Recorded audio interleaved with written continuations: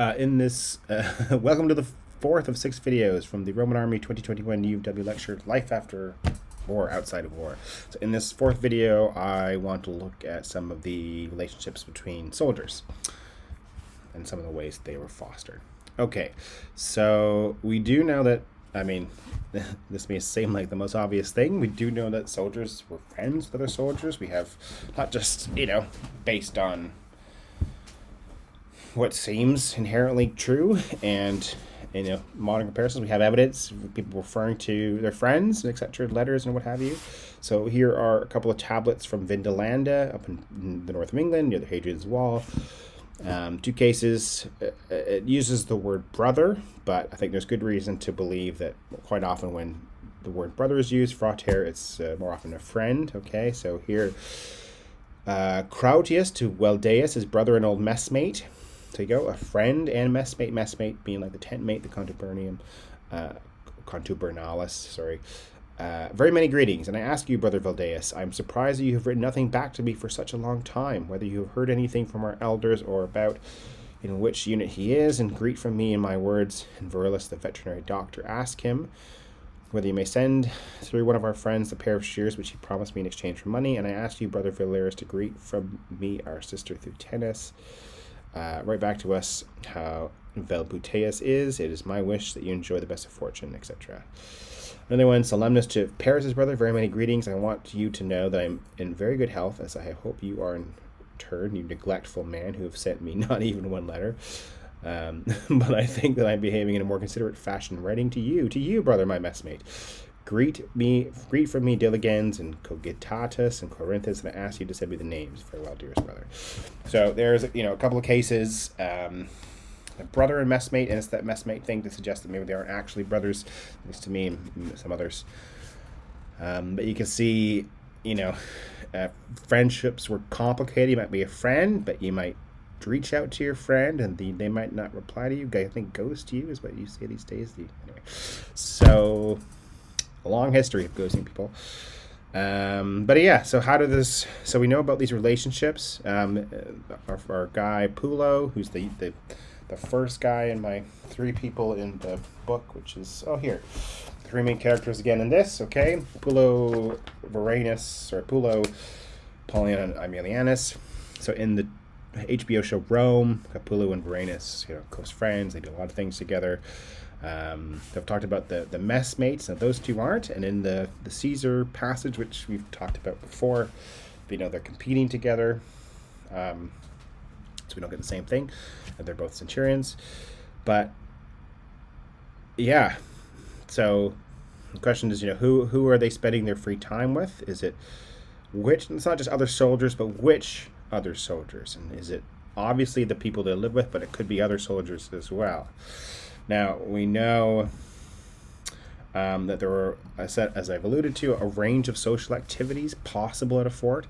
Here's a view of the Roman bathhouse at Vindolanda. So the baths where they might go during, before, after various exercises and drills. This was a place for socializing. It was true of the wider Roman world, just as it was for soldiers. Okay, that's where you might get a chance to interact.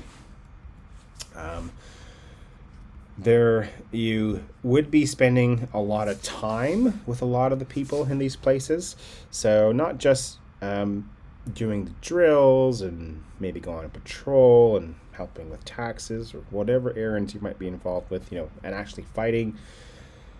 You do a lot of things together. So there's a lot of ways, a lot of public activities that maybe we wouldn't do in public. So besides the bathing, lots of nudity potentially and what have you, and the various different temperatured baths and the changing facilities, there's also like the pooing and the peeing. So here's a picture from Housesteads, I believe, of the public, or let's call it the public toilet, sort of near the walls. So, if you're doing a number 1 or a number 2, especially more number 2, you're not going to be sitting in your own stall. Today, if you go to the UK, it's glorious to go to the bathrooms, at least for me. They got full walls, and there's no gaps underneath, and it's just all your clothes in your little poo dungeon. Canada, North America, like, hey, let's leave all these. Anyway, So, it's all out in the open. You're all doing it together. And I guess if you're comfortable doing that in front of someone, you might be comfortable doing other things. And that could, in theory, foster all sorts of relationships, or give you a chance to interact. So I guess, though, one of the complicating things, this is where we start looking beyond some of the evidence. So we know that there are these all sorts of activities in which soldiers can interact together, officially and unofficially. And we think the tent mates are obvious ones. And again, some of the complicated things is some of the epigraphic evidence, which I think I touched on last video. There isn't a lot that comes from the tent or the messmate.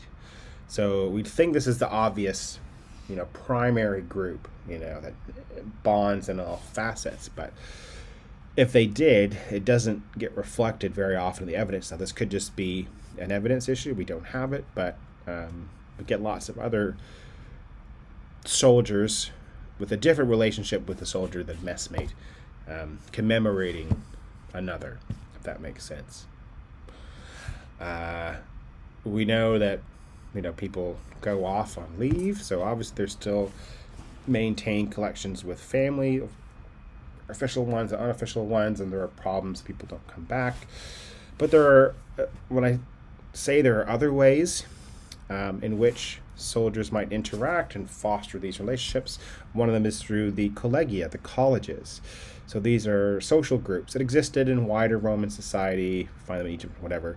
And it seems there were all sorts of colleges for all sorts of different facets of military life. So in theory, they were restricted to higher ranking individuals, but we find colleges of trumpet players and colleges of scouts and colleges of horns players. You look at Campbell's source book, you can find them.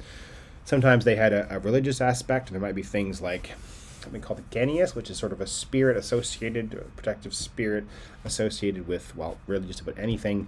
There could be protective spirits of particular things associated with a college and all its members. Sometimes it seems there were restrictions on who could join them, not just that you had to be a trumpet player, say, but you had to hold a specific rank. And there is also some evidence to suggest that lower ranking individuals maybe couldn't be members of these colleges. So it could just be that in their case, it's just not showing up. They didn't have the money wherewithal to commemorate each other, the tent mates, and so we don't see it. But anyway. Okay, so that just gives you just the basest, vaguest idea of some of the friendship opportunities and some of how the day-to-day might presented a lot of opportunities for soldiers to get to know one another.